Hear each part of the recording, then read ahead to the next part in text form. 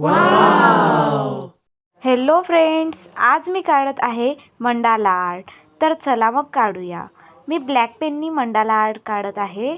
आता मी राऊंडरच्या मदतीने सर्कल काढत आहे ब्लँक पेजवरती, बघू शकता. नंतर मी ब्लॅक पेन घेऊन त्यावरती डिझाईन्स काढत आहे बेसिकवाल्या.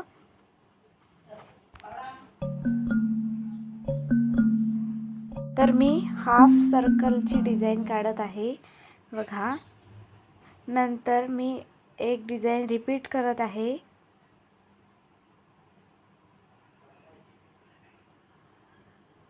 नंतर सर्कल काढलेले आहे.